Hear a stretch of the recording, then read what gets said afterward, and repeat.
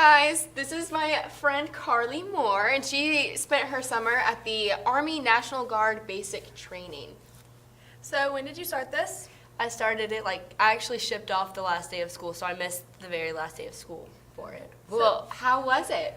What do you do and everything? Well, honestly, I love the experiences that I had. It taught me a lot about cultural diversity. We had people from all around the United States. We had people from, my best friend was from Illinois, and then I had one from Virginia, and then one from New Mexico and Texas. Those, 4 people are the ones that I kind of stayed around, the whole time. But it taught you a lot about how different people were raised different ways, and how it helped me deal with situational awareness too, because some things that might be the normal for us to do, normal for us to act and stuff in Georgia, someone from New York or something could take totally offensive, because I kind of did offend a few people while I was there. And I learned how to I'm going to be completely honest, and I learned how to calm down with it.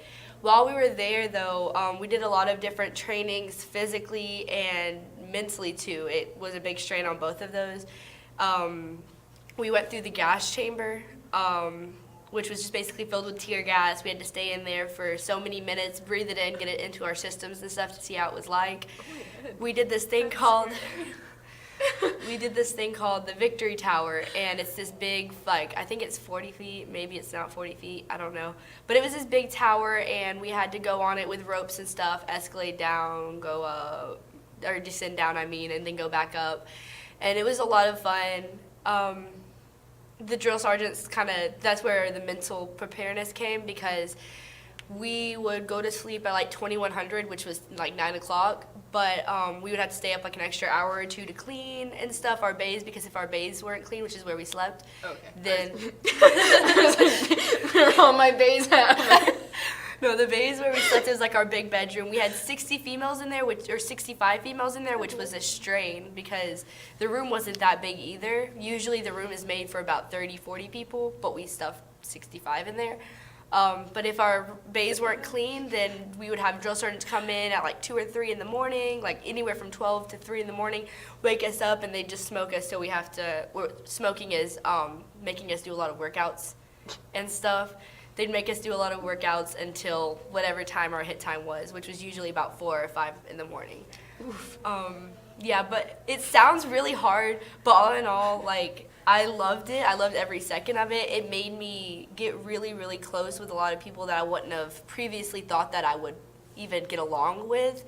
It made me learn a lot more about myself and how I could push myself to do almost literally whatever I didn't previously think I could do after that.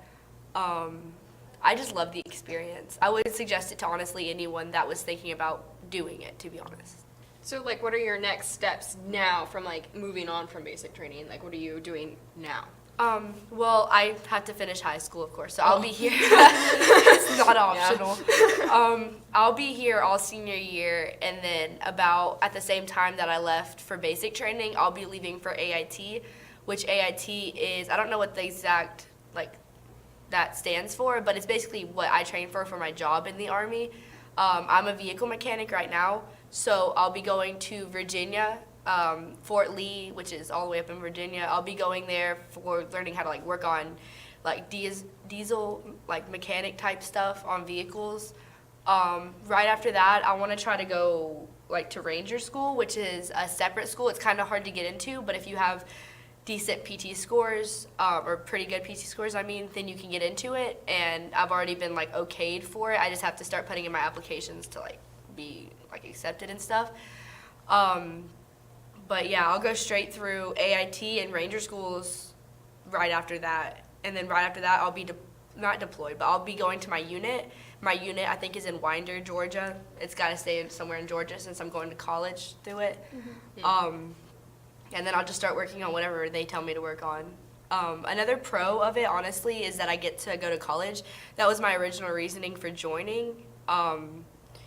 They help you, there's this thing called the GI Bill. You automatically get it, but if you score really high on your not really, really high, but if you score higher on your ASVAB, which is a test you have to take to be in the Army, right. You have to make at least a 31, I think, or a 35.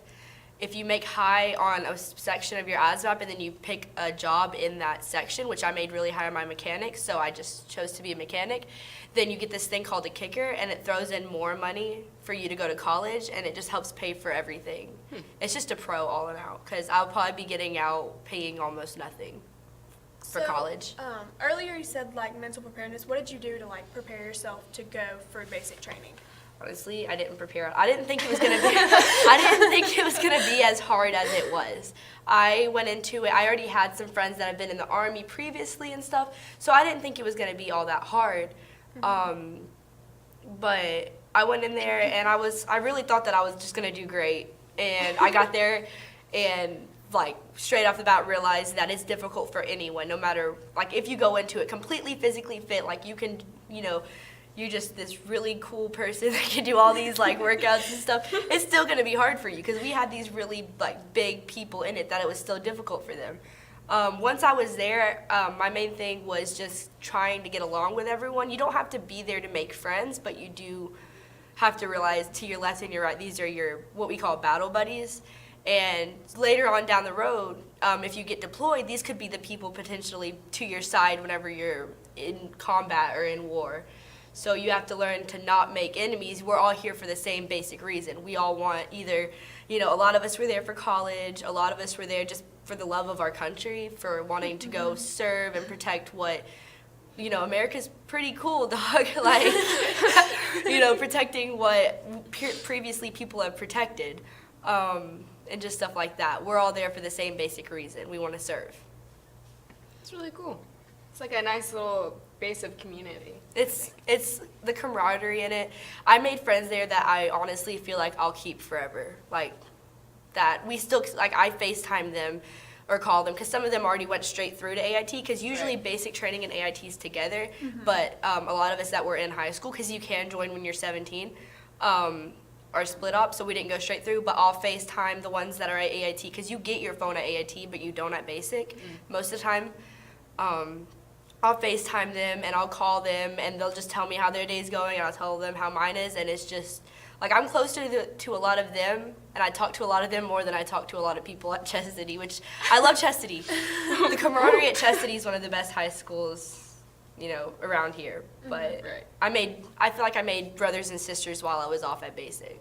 So have you learned anything like new from your new friends about AIT that like you're just kind of looking forward to about that? Yes, they told me that we definitely get our phones, which is a big pro. I didn't get my phone all at basic. We had to send letters.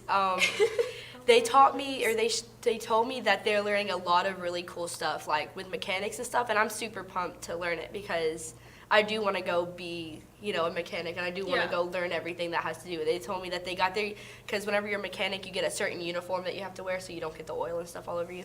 They showed me that and was telling me about that. The whole experience of AIT, I'm really excited about. Like, I'm just ready to go to it, to be honest. So it sounds like your experiences were good. You're excited, so it's a good thing.